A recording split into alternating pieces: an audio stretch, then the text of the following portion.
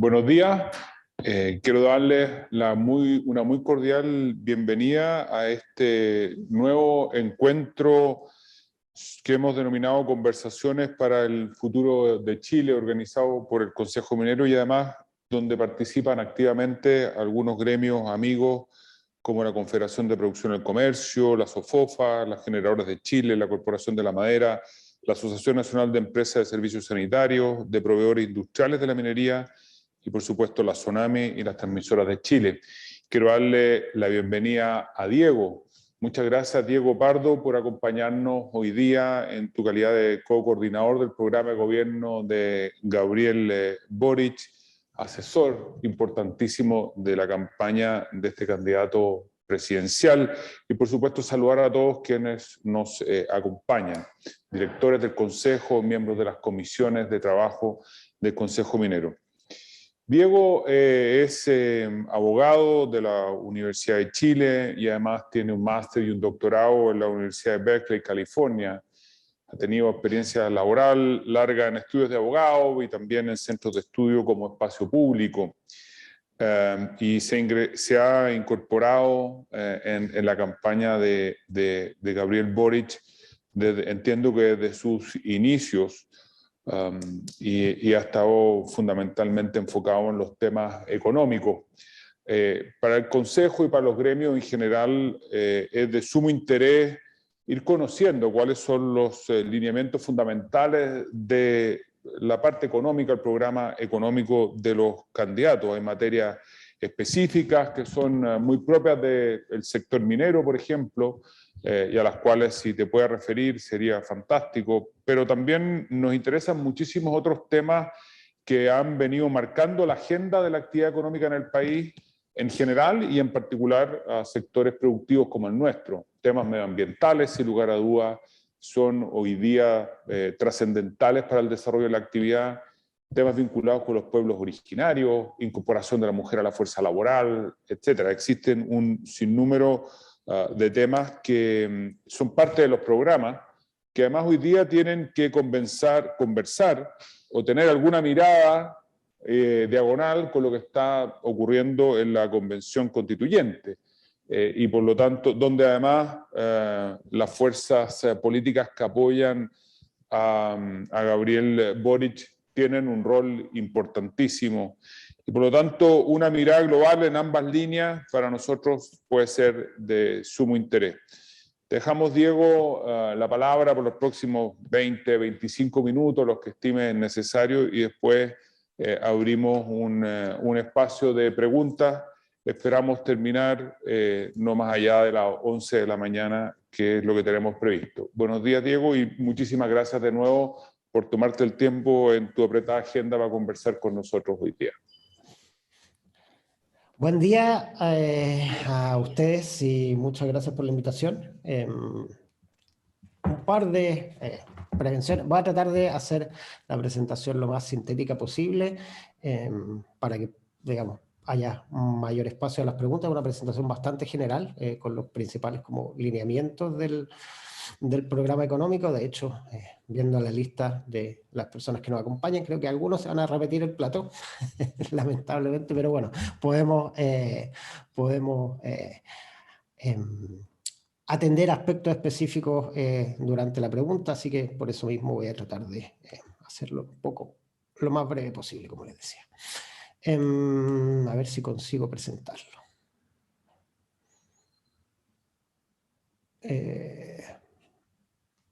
¿Están viendo la presentación? Se ve la presentación y ahora entiendo, ahí se está en modo presentación. Está perfecto, Diego. Ya, perfecto, muy bien. Entonces, a ver, un poco de contexto antes de entrar en los aspectos como centrales del programa.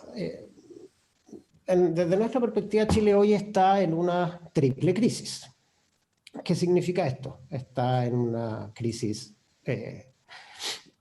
importante, tanto en términos de una dimensión económica como de una dimensión social y de una dimensión ecológica o climática.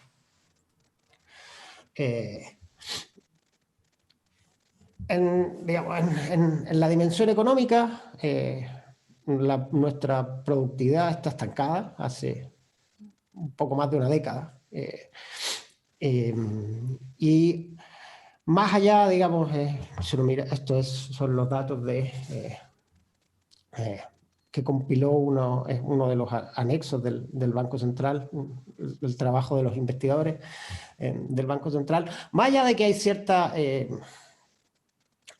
divergencia entre las distintas maneras de medir nuestra productividad, todas ellas tienden a converger en un estancamiento, ¿sí? A ello se agrega digamos, esta situación de estancamiento productivo que lleva bastante tiempo, una década, casi 15 años. A ello se agregan las consecuencias de la epidemia.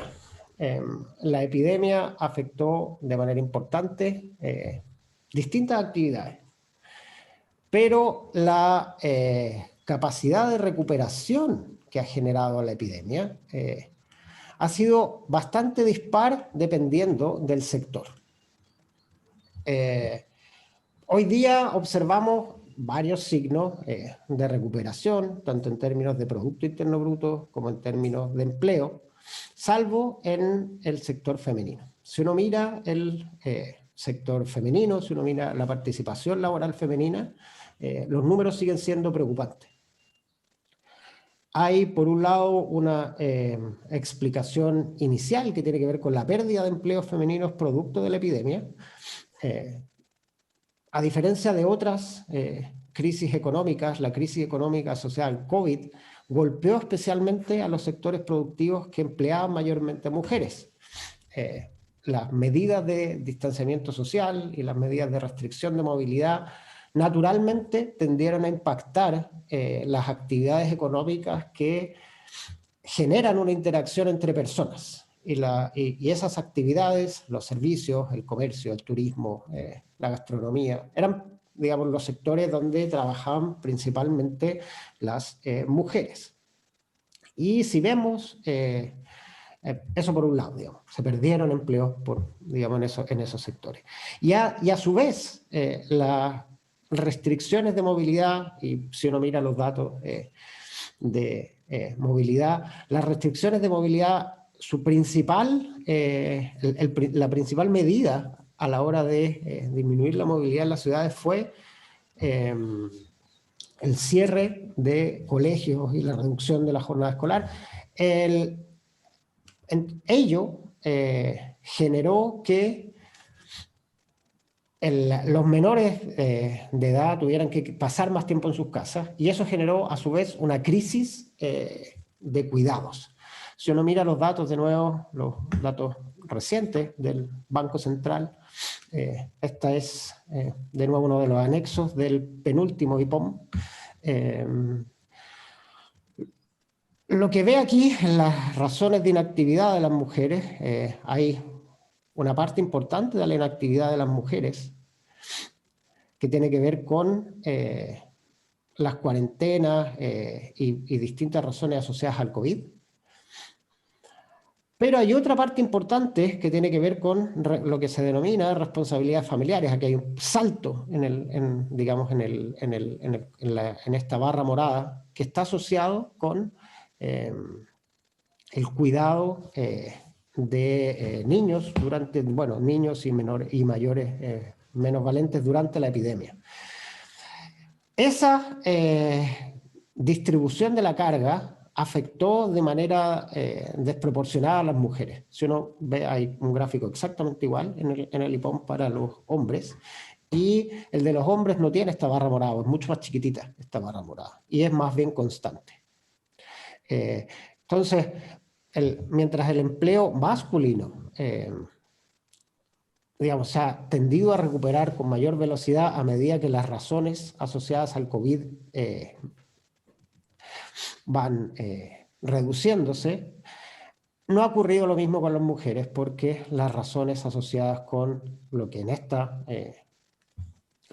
encuesta se denomina responsabilidades familiares ha impedido recuperar espacios del empleo femenino, y eso puede tener consecuencias tanto sociales como económicas bien importantes. consecuencias sociales, por cierto, porque genera que una parte de nuestra sociedad absorba de manera desproporcionada los costos asociados a la epidemia, por un lado. Por otro, desde una perspectiva económica inmediata, empuja a las mujeres a migrar hacia la informalidad, algo, digamos, que como país habíamos tratado de empujar en la dirección contraria por mucho tiempo, y ahí se están perdiendo décadas de trabajo. Y finalmente, más en una mirada de largo plazo, los espacios masculinizados son espacios menos diversos y a su vez menos creativos.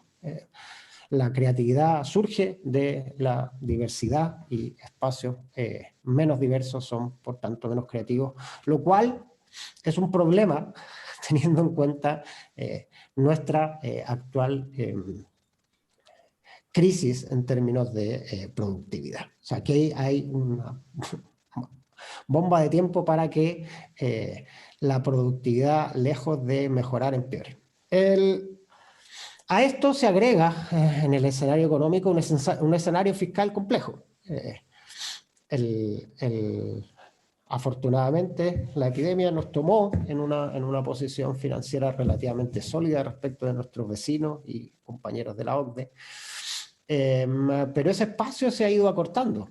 El déficit fiscal ha crecido, y no solo ha crecido, sino que ha crecido, o sea, la velocidad con la que ha ido creciendo es preocupante. Entonces, si bien hoy día la deuda pública sigue siendo relativamente baja en comparación con nuestros vecinos, y seguramente este gobierno entregue las finanzas públicas con una deuda del orden de 35 a 40 puntos del PIB, lo cual sigue siendo algo relativamente bajo en el escenario internacional.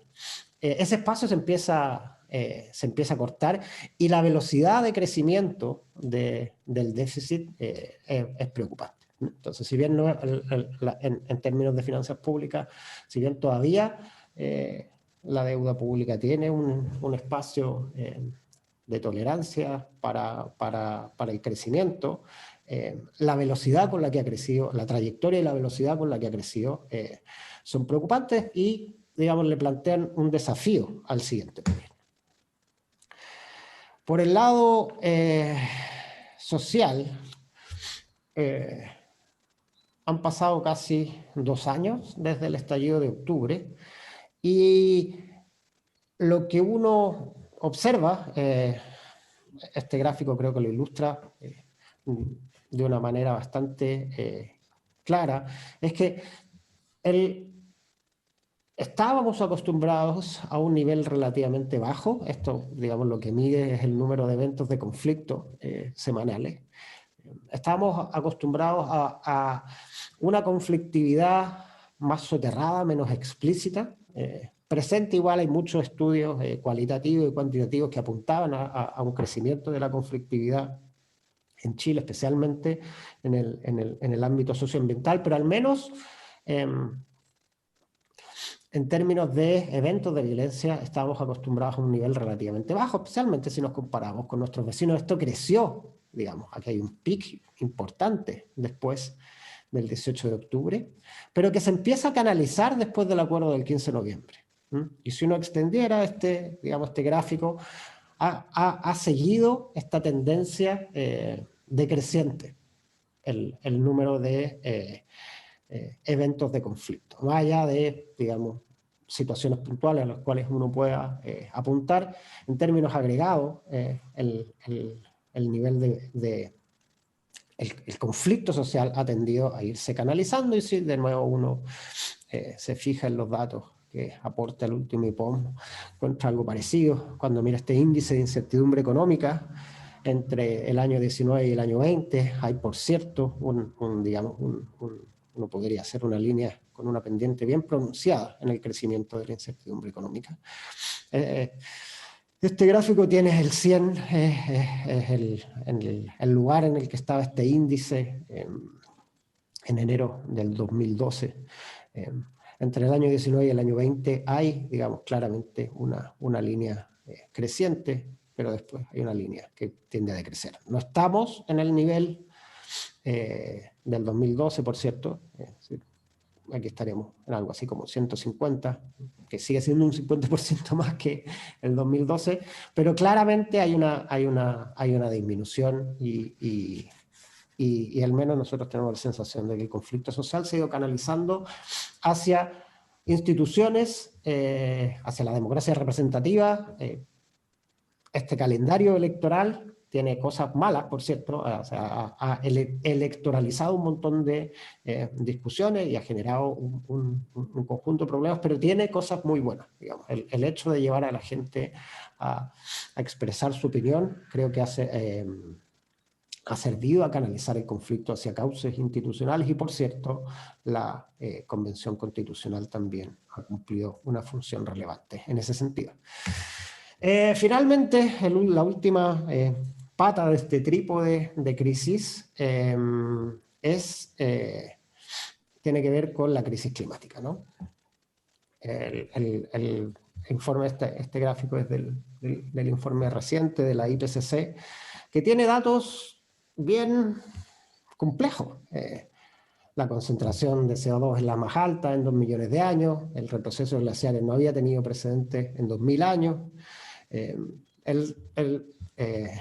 el área de hielo en el Ártico es el más bajo en 1000 años, el aumento del nivel del mar es el ritmo más rápido en 3000 años. O sea, estamos hablando de que esta, digamos, pendiente de crecimiento en la temperatura planetaria es un desafío, es quizás el desafío que tenemos como generación más importante.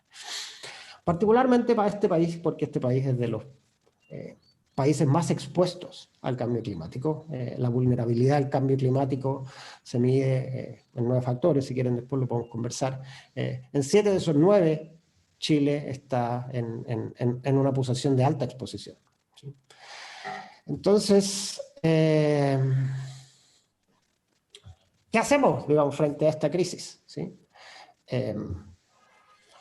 Nuestra aproximación es que desde una candidatura de izquierda hay que preocuparse por la manera de transformar nuestro modelo de desarrollo en un modelo de desarrollo que sea capaz de generar crecimiento, pero sea capaz de generar crecimiento de una manera amigable con la naturaleza y sostenible socialmente. ¿Cómo se hace eso? No es fácil. Las 3 perspectivas, me las recordaba Joaquín hace un rato atrás, cuando estábamos conversando antes del inicio de la sesión. Hay 3 perspectivas que marcan nuestro programa: el feminismo, la descentralización y la transición ecológica. Estos son, de alguna manera, no son capítulos del programa, son los ejes transversales que informan de alguna manera todas las propuestas. ¿Y cuáles son las tareas que va a enfrentar un futuro gobierno? Desde nuestra perspectiva son básicamente 2. Por un lado, hay un desafío importante en la recuperación económica y social después de la pandemia. Pero esta recuperación tiene que hacerse de una manera distinta a la manera en que se han hecho históricamente los planes de recuperación económica. Voy a hablar de esto un poco más en detalle en adelante. Y por otro lado, también es la tarea del siguiente gobierno, es comenzar a construir un estado de bienestar que básicamente haga 2 cosas: establezca programas que protejan a la ciudadanía, que, cuando uno revisa tanto los resultados electorales como los estudios de opinión, demanda un mayor cuidado de parte de las instituciones públicas. Y por otro lado, realizar políticas industriales que aceleren la transición ecológica. Chile tiene un compromiso fuerte que le fija un borde de desarrollo, ¿sí? Tiene un compromiso con la carbono neutralidad al año 2050. Ese compromiso con la carbono neutralidad al año 2050 desde nuestra perspectiva, fija un horizonte temporal relativamente acotado. Para llegar a ese horizonte temporal relativamente acotado es necesario cambiar muchas piezas. Y por cierto, el siguiente gobierno no las puede cambiar todas, pero sí puede sentar las bases para dar ese nuevo salto hacia un desarrollo sostenible con la naturaleza y inclusivo con las personas. Algo sobre la recuperación. Si uno mira los planes de recuperación durante el siglo XX, hay un artículo de Nature que es bien ilustrativo al respecto. Los países suelen salir de sus crisis económicas con programas ortodoxos, que básicamente lo que hacen es retomar la senda de emisiones anteriores e incluso aumentarla. Porque sus planes de recuperación son esencialmente quemar petróleo y construir cemento, cosas que aceleran el cambio climático. Nuestra aproximación es distinta, tiene tres partes. La primera lo que busca es acelerar el plan de carbono neutralidad 2050 tomando un listado de obras públicas verdes en tres ejes. El borde costero, que es probablemente el sector más expuesto al cambio climático o más tempranamente expuesto al cambio climático, y hay un conjunto de obras públicas que tienen que realizarse para proteger a las comunidades que viven en los bordes costeros. Obras públicas que permitan el acceso al agua potable rural. Tanto hay un estudio relativamente reciente del Banco Mundial para la región que señalaba que en Chile las megasequías, la megasequía y las inundaciones han generado pérdidas por 9.000 millones de dólares en una década y que ese número debería aumentar. Desde esa perspectiva, estas inversiones lo que hacen es mitigar digamos, esa pérdida, generando también beneficios sociales al proteger a la ciudadanía y digamos, preocuparse por proteger sus modos de vida. Estas dos pilares, digamos, mitigando el cambio climático, se agrega un tercero que tiene que ver con mejorar la capacidad térmica de las viviendas. Esto se relaciona también con un aspecto de alguna manera endémico en nuestra política de vivienda, además del déficit cuantitativo de vivienda, una misión de la relatora de la ONU sobre esta materia lo cifró en 500, 600 mil el número el déficit cuantitativo de vivienda, lo cual se agrega un déficit cualitativo de vivienda entre 1,2 millones y 1,5 millones de viviendas que requieren modificaciones sustantivas. La idea es generar, mejorar la capacidad térmica de esas viviendas para hacerse cargo en parte de este déficit cualitativo y en parte también conseguir reducir las emisiones que genera el uso de combustibles fósiles como mecanismo de calefacción.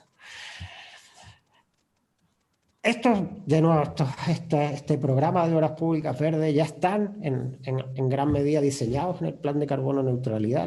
La idea es simplemente acelerarlo en el entendimiento de que los programas de reactivación tienen que tener como pilar las obras públicas. Otro antecedente adicional, uno de los últimos World Economic Outlook del Fondo Monetario Internacional mostraba evidencia respecto de los instrumentos más efectivos a la hora de realizar planes de reactivación económica, y las inversiones de obra pública no solamente tienen un multiplicador más alto que los subsidios o que por cierto las exenciones de impuestos, sino también una varianza más chiquitita. Entonces son más precisos y generan un mayor multiplicador. Por otro pilar, digamos, se relaciona con algo que había mencionado antes, que es el problema del empleo femenino, y la migración hacia la informalidad. Nosotros buscamos enfrentarlo con un programa de empleo dirigido exclusivamente a las mujeres.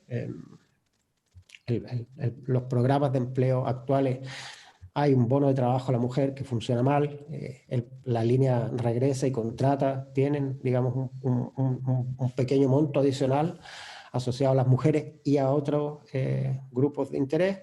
Nuestra idea es, de alguna manera, simplificar todo ese sistema y dirigirlo exclusivamente a las mujeres, además, porque, digamos, no es solamente un problema de subsidios, hay una columna ayer o anteayer de Andrea Repeto, que apuntaba precisamente en esta dirección, en el sentido que los subsidios no pueden ser suficientes para recuperar el empleo femenino. Efectivamente tienen que ir acompañados de un programa de cuidados de emergencia que se haga cargo de esa barra morada que veíamos en el gráfico que les mostraba, que extraje de uno de los últimos anexos, o sea, de los anexos de uno de los últimos IPOM, que mostraba que la principal razón de inactividad entre las mujeres hoy en día es precisamente los cuidados familiares.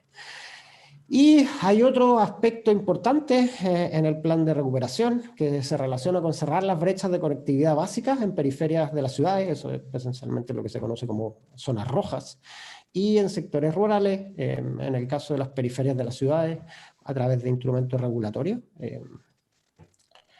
Explicitar las zonas donde las empresas tradicionales de telecomunicaciones no están llegando y facilitar empresas de telecomunicación emergentes que quieren proveer ese servicio pero enfrentan dificultades regulatorias para hacerlo. Hay mecanismos de financiamiento con subsidios cruzados para cerrar esa brecha. Y en sectores rurales distintas, la situación requiere una inversión directa de obra pública y la idea es cubrirlo también.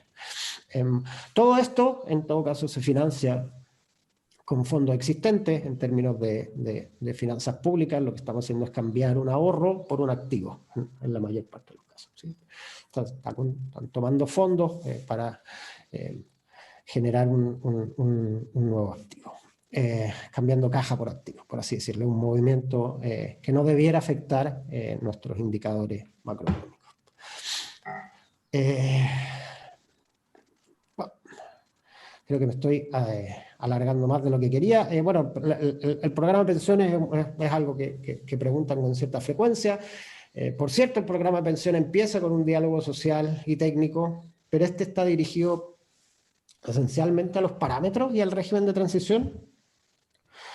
Los pilares del sistema, entendemos nosotros que tienen que ser ofrecidos a la ciudadanía al momento de que tome su decisión sobre quién quiere que gobierne este país en el próximo ciclo presidencial, y eso incluye digamos, los dos pilares de nuestra reforma, un pilar no contributivo que financia una pensión básica universal con cargo a impuestos generales, y un pilar contributivo que tiene como fuente la capitalización colectiva y un sistema de cuentas nacionales similar al de Suecia o Polonia, y donde esencialmente las AFP dejarían de administrar la cotización previsional y podrían seguir existiendo, pero con una naturaleza económica sustancialmente distinta. Hay muchos más programas, podemos conversar sobre ellos después, digamos, en emergencia digital o en recuperar la salud. Hay planes en términos de educación, hay, digamos, un plan bastante innovador en materia de transporte. Creo que ya me estoy excediendo de mis 20 minutos, muy rápido. Supongo, suele ser del interés de estos foros hablar algo sobre equilibrio fiscal. Si quieren después podemos conversar con más detalle, pero básicamente nuestro programa propone aumentar la recaudación la recaudación fiscal en cerca de 9 puntos del PIB y expandir el gasto público en 8,5 puntos del PIB. La diferencia entre lo uno y otro es porque es necesario corregir esta trayectoria creciente de endeudamiento. Y, por cierto, este horizonte temporal excede al de nuestro gobierno. un periodo presidencial son 4 años, nosotros entendemos que digamos, el horizonte temporal asociado a un programa como este excede un periodo presidencial y es entre 1,5 y 2 periodos presidenciales.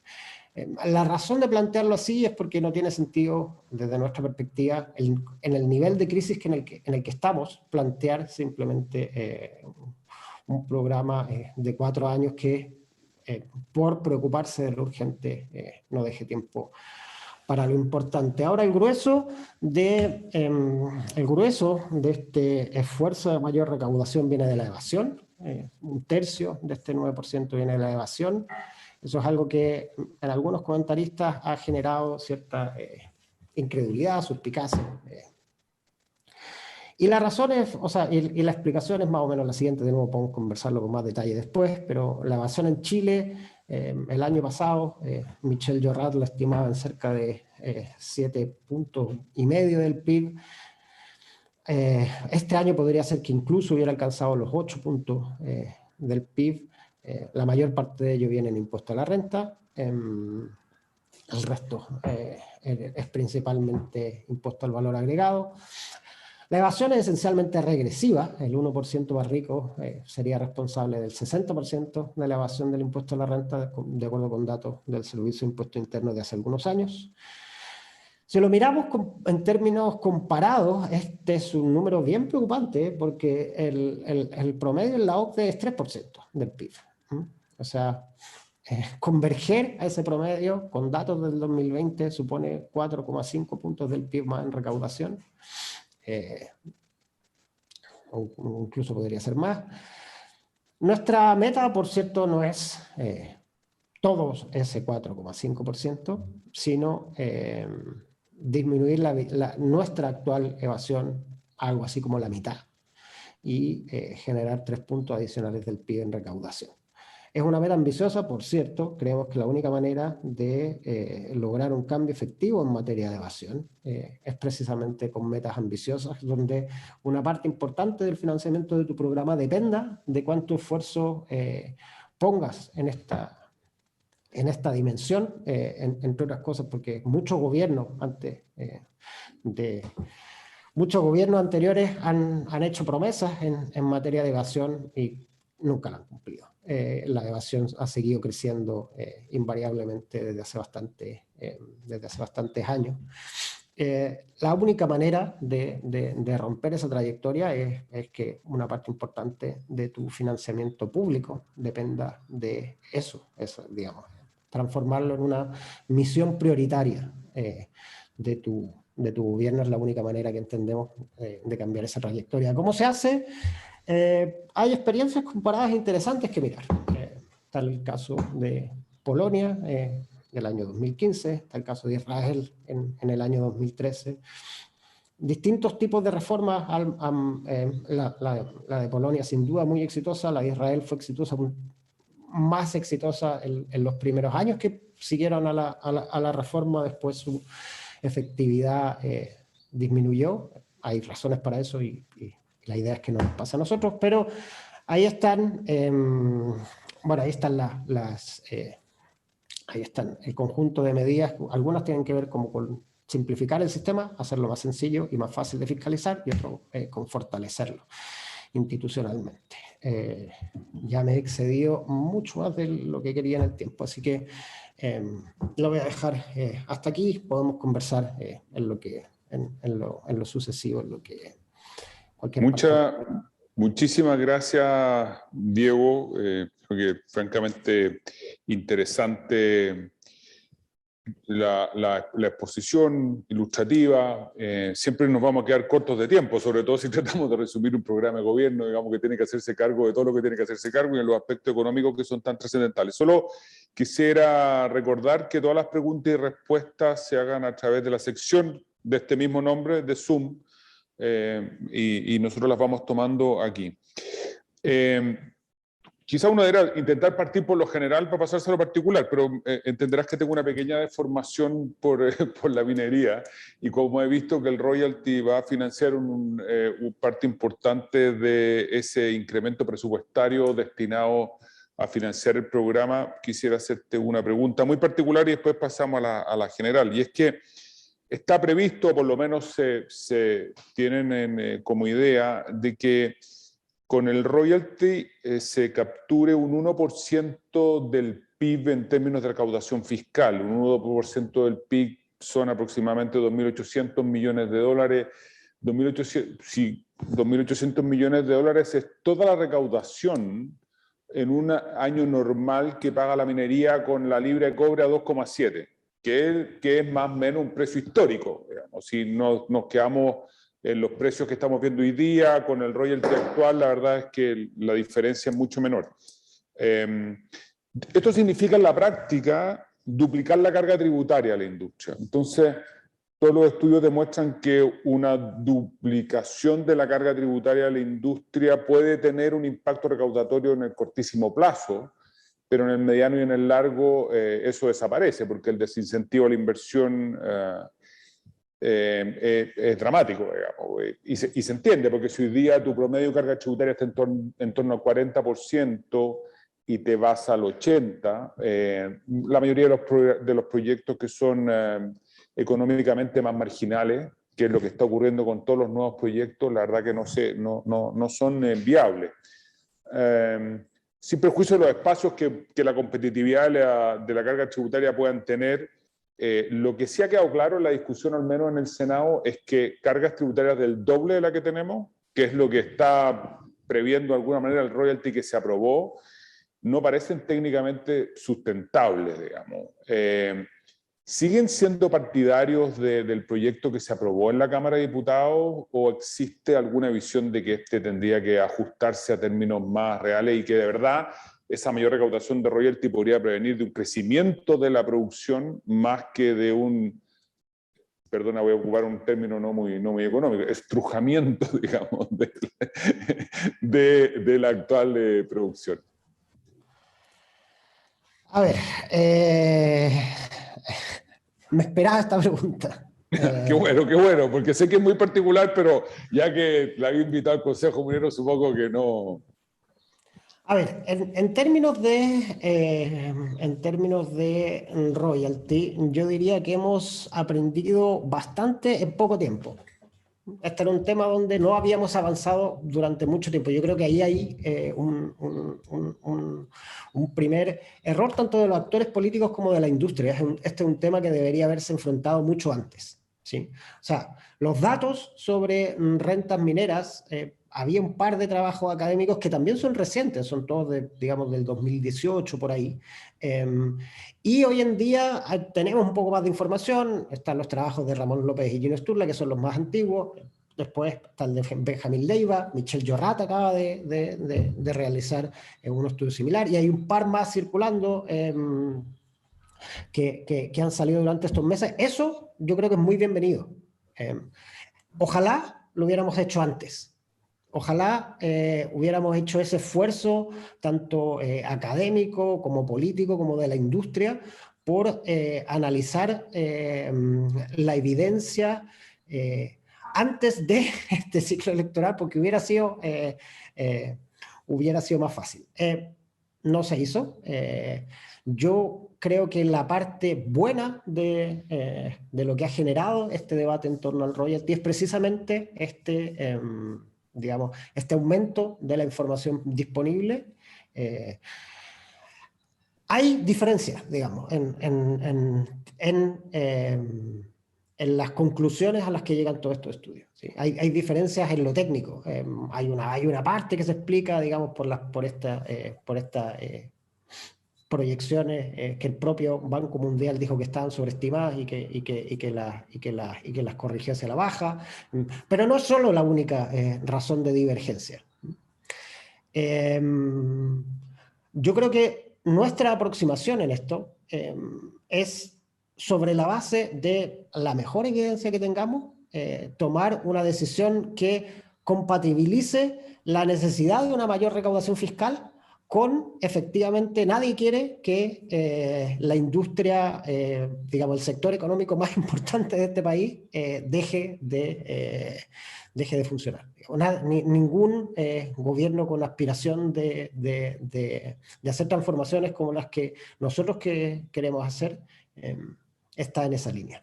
Ahora, lo que dice, o sea, lo que uno puede concluir a partir de esta información, que es relativamente reciente de nuevo, es que, bueno, primero, la contribución fiscal del sector minero era baja en comparación con lo que sucede en otros países.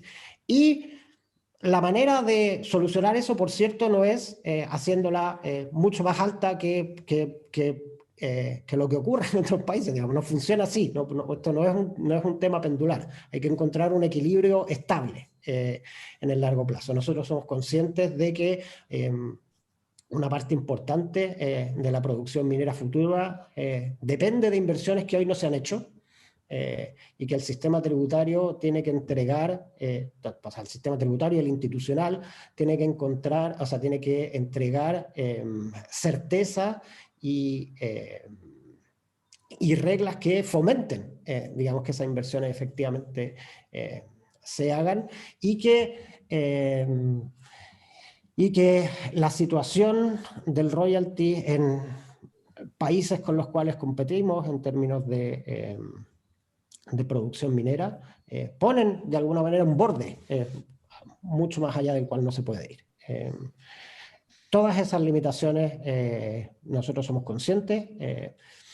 Frente a eso, lo que tenemos es una meta como te digo, una meta de recaudación. Esa meta de recaudación quizás involucre cambiar la base imponible, que no sea solamente la minería del cobre, sino otro tipo de minería, la que tengamos que explorar instrumentos como el royalty.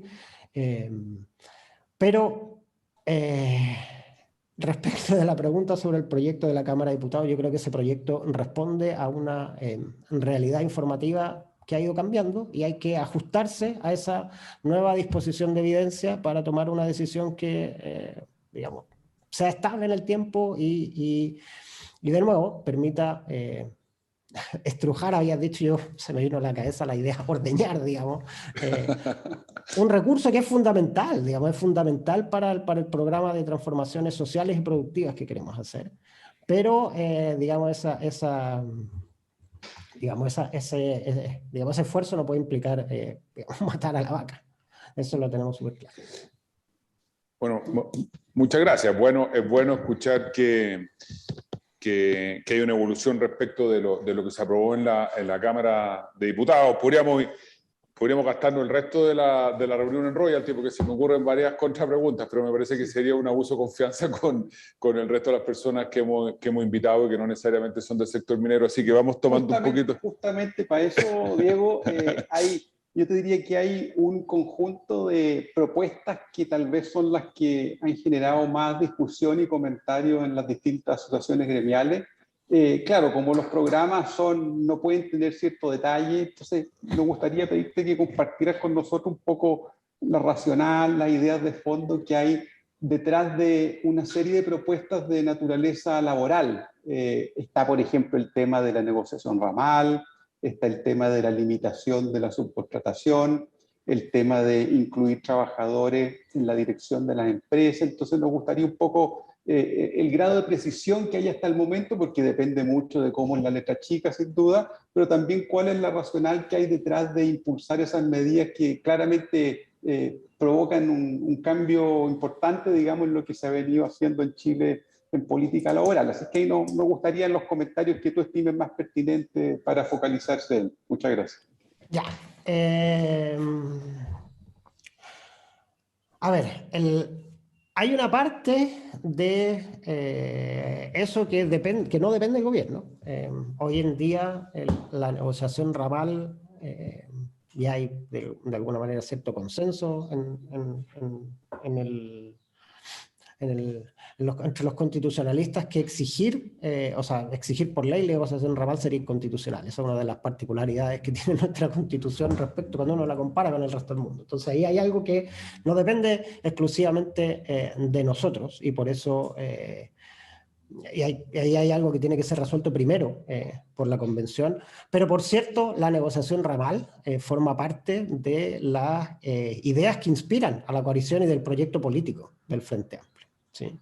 Así como muchas otras ideas del estado de bienestar que buscamos construir. Pero en eso no tenemos una agenda específicamente definida, porque ahí lo que hay que hacer es esperar la definición de la Convención Constitucional, porque con la Constitución actual una medida de ese tipo no es viable. Respecto de la propuesta de codeterminación, que fue la primera propuesta programática de la campaña y que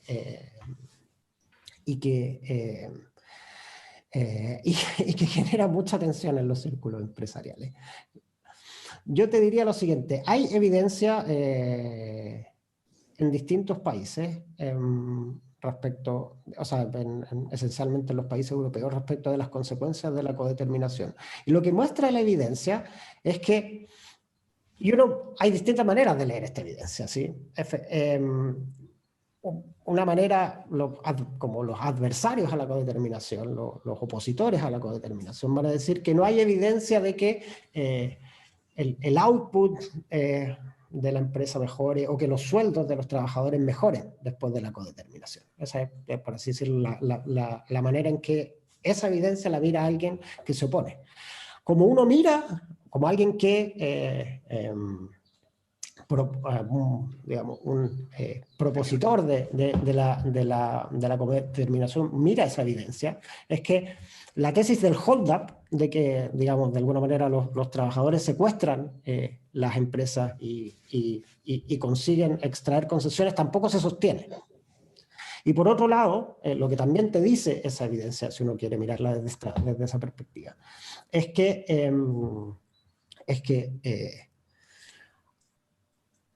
es una manera de generar otro clima laboral dentro de la empresa y traer democratización dentro de la empresa y generar justicia social sin que haya consecuencias económicas adversas. Normalmente los programas sociales, muchas veces uno tiene que sacrificar ciertos, digamos, indicadores económicos para conseguirlos. En el caso, lo que muestra la evidencia de la codeterminación es que eso no pasa. Entonces, uno puede mirar la evidencia de la codeterminación desde dos lados completamente distintos. Ahora, lo que es importante también entender en materia de codeterminación es que hay cierta heterogeneidad en la manera en que la codeterminación se ha implementado en distintos países del mundo. En Alemania, efectivamente, es la mitad del directorio supervisor, porque tienen dos cadenas de directorio. Eso no es, digamos, no es la situación en Chile, donde hay un solo directorio, y se parecería más, qué sé yo, a la situación en Suecia, donde efectivamente no son mayoría. Yo creo que más que fijarse esencialmente en el número, ¿sí?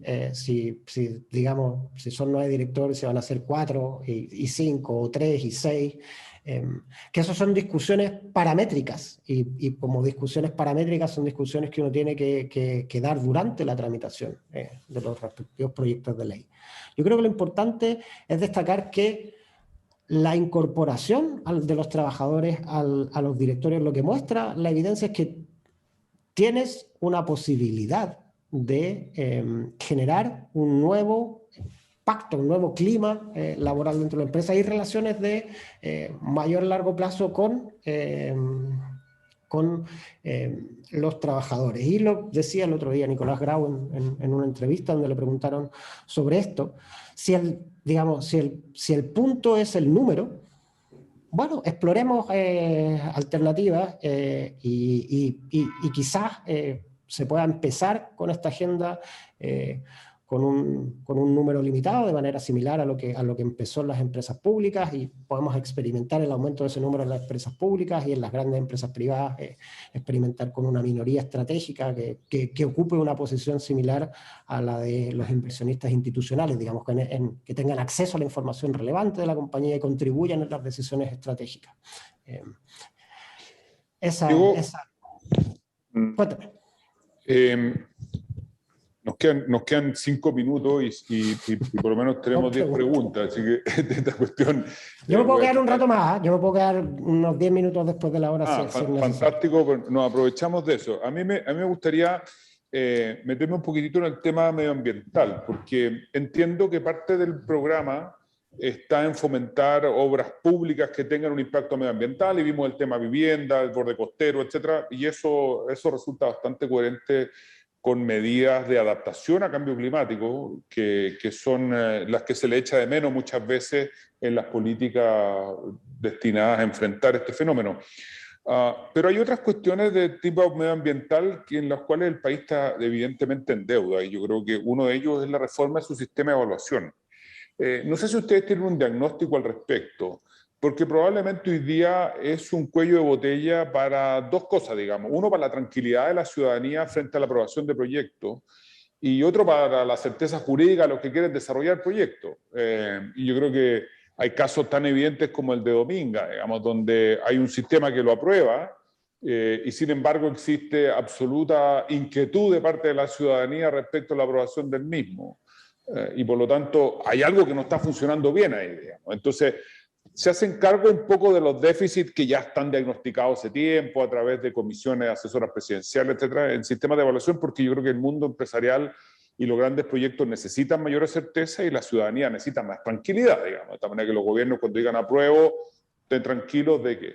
Y lo segundo tiene que ver con la participación de pueblos originarios, en general política de pueblos indígenas. Yo creo que la convención ha sido una muestra muy importante de la fuerza que trae este tema. ¿De qué manera el programa se hace cargo, sobre todo en esta visión territorial, que tiene que ver mucho con derechos que se están supuestamente demandando por estos pueblos originarios, que puede llevar a un cambio bastante dramático, digamos, en las condiciones actuales de desarrollo económico, digamos. Temas medioambientales, temas indígenas, sé que eso da para un día, digamos, pero si 10 minutos te puede permitir una respuesta, fantástico. A ver, en el caso de las evaluaciones, o sea, del sistema de evaluación de impacto ambiental, bueno, yo diría que hay dos grandes deficiencias. Uno es la incapacidad de generar una participación ciudadana real, digamos, no como un solo trámite. El problema es cuando uno hace las cosas como si solo fueran un trámite. Es que ese mismo problema, en vez de irse, te va a casar después. Eso es lo que yo creo que pasa en Dominga. ¿No? ¿Para qué vamos a discutir sobre este caso particular donde yo creo que no vamos a estar de acuerdo? Pero lo que tiene que hacer el sistema es encontrar mecanismos de participación ciudadana real y descentralizar las decisiones en materia ambiental, dejar esta lógica de alguna manera donde el gobierno central, digamos, puede pasar por encima de las decisiones que se adopten en los territorios. Ese yo creo que es el desafío clave del sistema de evaluación ambiental, y el programa contempla mecanismos para reformarlo en esa dirección. Por otro lado, también hay un conjunto de actividades que están mal recogidas dentro de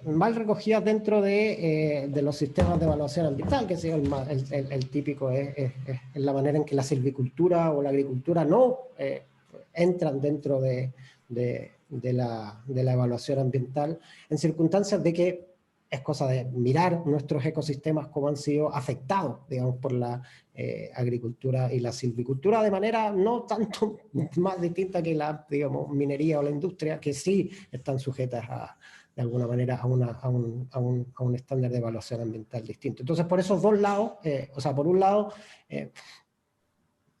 incluir a todas las actividades económicas dentro del el sistema de evaluación ambiental, y por otro, digamos, el conseguir que el sistema de evaluación ambiental tenga mayor éxito en conseguir que la participación ciudadana se refleje adecuadamente. Pero concuerdo con lo que señalas, en el sentido de que nuestro sistema de evaluación ambiental hoy en día está en crisis, digamos. No es capaz de hacer ninguna de las dos cosas que uno quería que hiciera. No es capaz de canalizar institucionalmente los conflictos, y no es tampoco capaz de generar certezas para los desarrolladores de proyectos. El caso más claro, yo creo, no está en la minería hoy en día, sino en los proyectos de transmisión, que además generan un problema enorme en términos de, digamos, de la evolución de nuestra matriz energética hacia algo más verde, y que yo creo que es un problema que vamos a tener que abordar, digamos, desde el día uno, el nudo de transmisión que estamos enfrentando, y que, digamos, en el corto plazo amenaza con razonamiento, en el largo plazo con vertimiento de energías verdes, con las consecuencias además que tendría para el futuro financiero de esos proyectos y para nuestra capacidad para seguirlo explotando. Es, por cierto, o sea, solamente lo que quiero decir, estoy de acuerdo contigo, el sistema de evaluación ambiental requiere una cirugía importante, y esa cirugía importante tiene que ser capaz de compatibilizar adecuadamente los intereses en juego. Y el tema indígena, casi no alcanza a decir nada. Esencialmente, la relación con nuestros pueblos originarios es algo, hoy en día, el primer paso lo tiene que dar la Convención. Y en ese sentido, el trabajo del próximo gobierno va a ser facilitar el trabajo de la Convención, ojalá siendo una mejor tarea que la que ha hecho este gobierno en esa materia. Bien, creo que... Una última pregunta, Diego, se refiere al tema del agua.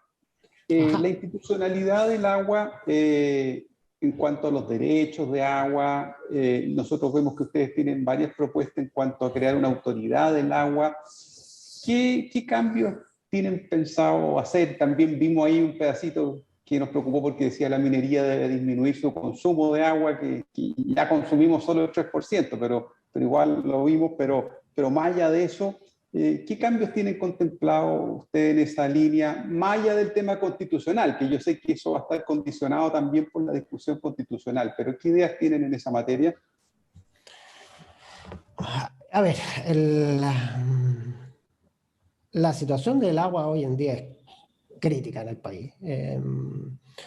Pero efectivamente, mientras como la estructura jurídica de los derechos de propiedad sobre el agua no cambie constitucionalmente, o sea, con la estructura actual, lo que puede hacer un gobierno es, bueno, fomentar ciertas obras públicas, fomentar un mejor uso, fiscalizar que las reglas existentes se cumplan bien. Y eso es, digamos, y lo que hay en nuestro programa está, digamos, apunta en esa dirección, pero, digamos, eso no va a solucionar el problema de fondo. El problema de fondo es que necesitamos una estructura de propiedad sobre los derechos de agua que refleje la situación que efectivamente tenemos. Donde no podemos tener más derechos de propiedad que recursos existentes, digamos. Eso es como, yo tengo la impresión, la analogía que se hace por estos días con el Banco Central, donde imprime, o sea, que el Banco Central no puede imprimir simplemente billetes para solucionar un problema, porque, digamos, los recursos de la economía real no van a aumentar por el hecho de imprimir billetes. Yo siento que es parecido a lo que pasa con los derechos de agua. Digamos, tú no puedes tener, o sea, como haber imprimido derechos de agua, impresos derechos de agua por sobre lo que efectivamente existe. Y el deber de un Estado es poner a las personas primero. Entonces, de nuevo, es un debate constitucional frente al cual un poder ejecutivo tiene que ser deferente, pero la prioridad del consumo humano es determinante digamos, en las décadas que vienen. Gracias, Diego. Oye, antes de que Joaquín cierre, era para ver si podíamos darle un poco de tranquilidad a los auditores, porque nos dijeron que se quedaron con las ganas de ver las láminas que no pudiste mostrar. Pregunta, ¿es factible tener la presentación para poder distribuirla a los que vinieron o no?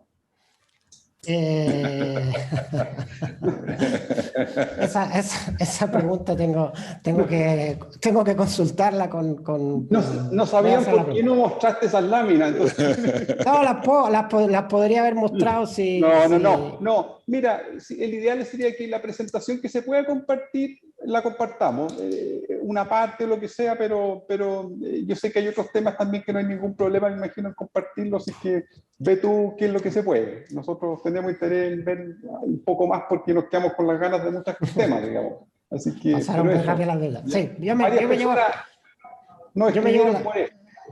llevo la pega de encontrar una versión compartible. Bueno, Diego, se nos pasó volando la hora, por decirlo poco, digamos. Nos quedaron muchos temas en el tintero. Me hubiera encantado escuchar tu opinión sobre el desempeño de la convención, hacia dónde vamos, si vamos a llegar a puerto, cómo conviviría un nuevo gobierno con una convención que está a medio camino.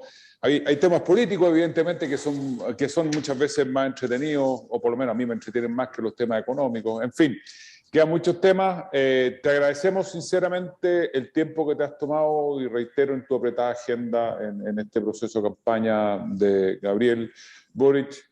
Les deseo que les vaya muy bien y quedamos a su entera disposición para agregar más información de la que hemos agregado a debates coyunturales como el del royalty y para sumarnos en esa conversación, porque creemos que nos estamos jugando un poquito el futuro de una industria que es bien esencial para, entre otras cosas, los proyectos que quiere financiar un gobierno como el potencial gobierno de Gabriel Boric. Muchas gracias de nuevo, que tengas una muy buena tarde, un buen día y nos seguimos viendo. Gracias a ustedes por la invitación.